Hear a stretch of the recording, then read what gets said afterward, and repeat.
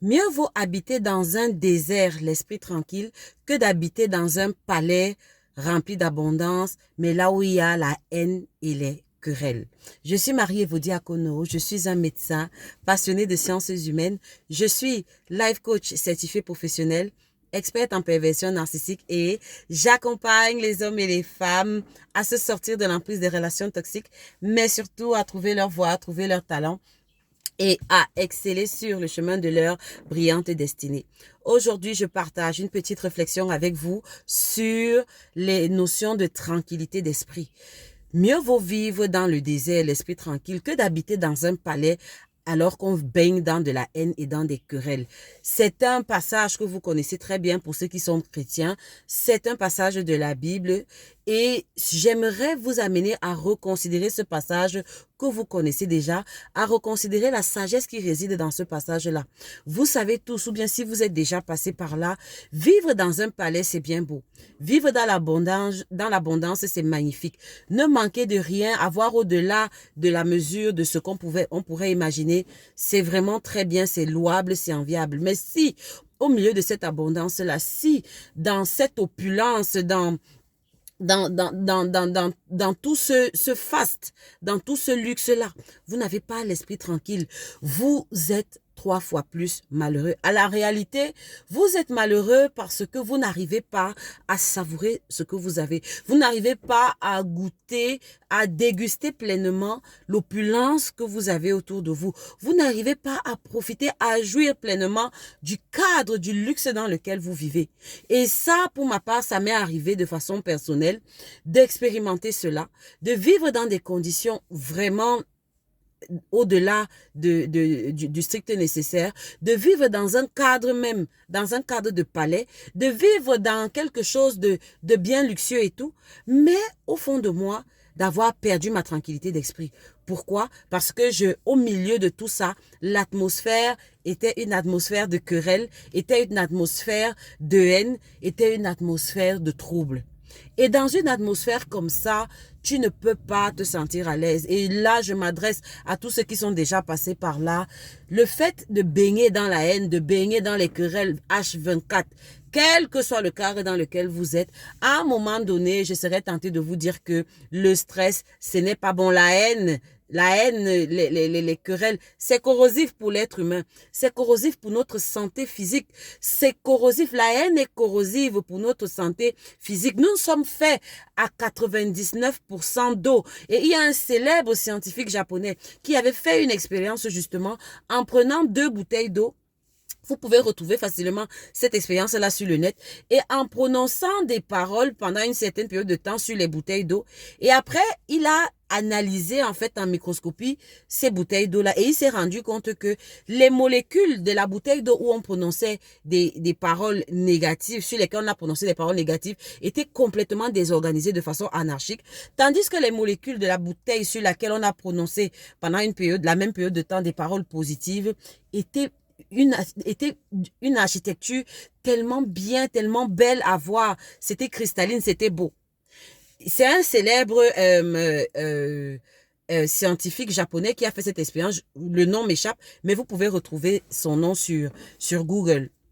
Et donc, fort de cette expérience-là, il est arrivé à la conclusion que il faut faire attention au type de paroles auxquelles nous sommes exposés parce que ça désorganise l'architecture de nos molécules. Alors imaginez que vous viviez dans l'opulence, certes, mais que vous baignez dans une atmosphère où constamment vous êtes soumis à des injures, constamment vous êtes soumis à des paroles désobligeantes, désagréables, péjoratives et négatives sur votre personne. Sachez qu'à partir d'un certain moment, les cellules de votre corps, de votre organisme vont commencer à en pâtir parce que votre organisme est fait à 99% d'eau et elles vont commencer à se désorganiser de façon anarchique et ça va commencer à vous créer du stress oxydatif et ça va commencer à vous créer des maladies. Alors, vous n'êtes pas en santé déjà dans votre tête parce que vous avez perdu votre tranquillité d'esprit, vous avez perdu votre paix, mais en plus maintenant, vous n'êtes même plus en santé physique. Et je vais même revenir sur la santé mentale. Le fait de vivre dans une atmosphère où tout le temps tu es exposé à des critiques, tout le temps tu es exposé à des paroles désobligeantes, comment peux-tu avoir la force psychique nécessaire pour mener à bien tes objectifs. Nous sommes en début d'année. C'est le moment où chacun d'entre nous pose les bases de sa nouvelle année. Nous avons fait de grands vœux, des vœux pieux en fin décembre pour ce que nous voudrions que notre année soit. Comment tu vas accomplir tout ce que tu t'es donné objectif pour ta nouvelle année si tu n'as pas la paix d'esprit, si ton esprit n'est pas tranquille, si ton esprit n'est pas calme?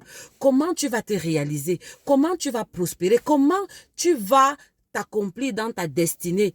Comment tu vas être un bon mère, un bon père, excusez-moi, une bonne mère, un bon frère, une bonne soeur, un bon collègue, si tu n'es pas tranquille à l'intérieur de toi? Vous voyez que c'est le serpent qui se mord la queue. C'est un cercle vicieux. La tranquillité d'esprit, à mon sens, n'a pas de prix. Et je serais tentée de vous dire que la tranquillité d'esprit est au-dessus de l'abondance matérielle. Elle est au-dessus de l'abondance financière. Je n'enlève en rien la place et l'importance des finances, de l'abondance financière, mais il faut mettre chaque chose à sa place. La première des choses, on ne met pas la charrue avant les bœufs. La première des choses, c'est ta tranquillité d'esprit. Et cette tranquillité d'esprit-là, elle doit être non négociable. Cette tranquillité d'esprit doit être non négociable. Ça veut dire que elle ne s'installe pas de façon automatique. Elle se gagne, elle s'arrache. Tu dois travailler au jour le jour à ta tranquillité d'esprit. Et comment tu fais ça sur le plan pratique? Comment tu travailles au jour le jour à ta tranquillité d'esprit? En t'éloignant de toute personne, de toute situation qui va troubler ta tranquillité intérieure, qui va troubler ta paix intérieure. Chaque fois que tu as la pulsion de poser un acte, demande-toi toujours une chose. Est-ce que au final, après avoir posé cet acte-là, je gagnerai en tranquillité d'esprit? Oui, parce que vous devez considérer la tranquillité d'esprit comme un vase. Et c'est un vase que vous devez de remplir au quotidien.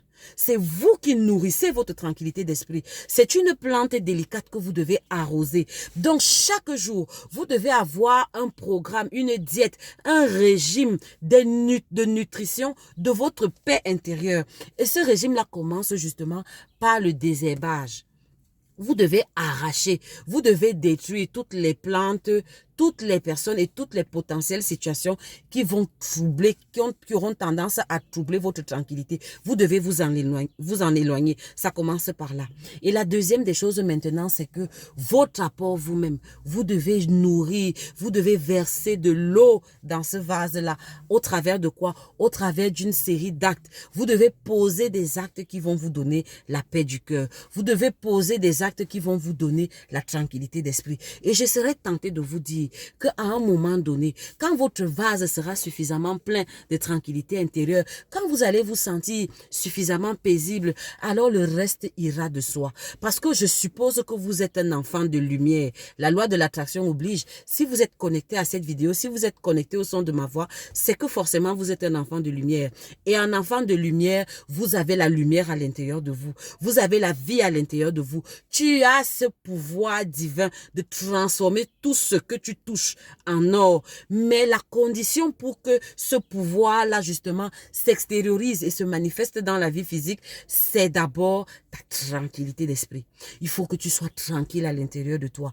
Que tu aies la conscience tranquille. La conscience tranquille envers ton Dieu créateur. La conscience tranquille envers toi-même. Et la conscience tranquille envers ton vis-à-vis. Et c'est la sommation de tout ça qui va te donner cette tranquillité d'esprit à partir de laquelle tu pourras créer la vie autour de toi. À partir de laquelle tu pourras transformer tout ce que tu toucheras en or. Et c'est tout le mal que je puisse vous souhaiter. Donc, en récapitulatif, mieux vaut vivre dans le désert, si au moins on a la tranquillité d'esprit, que d'habiter dans un palais avec l'esprit troublé, l'esprit brouillé.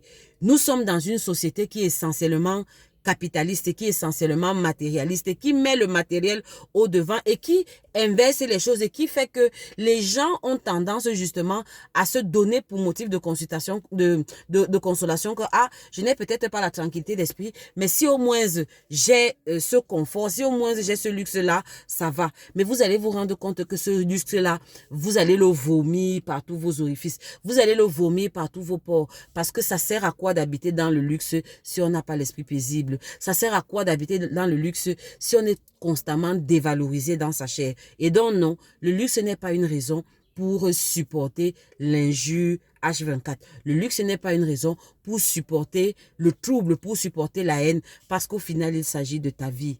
Et on ne l'écrit pas au brouillon. Il n'y a pas un brouillon de la vie d'une part et une copie au propre de la vie d'autre part. Non, on n'a qu'une seule vie. Et chaque seconde qui est passée, on ne reviendra pas là-dessus.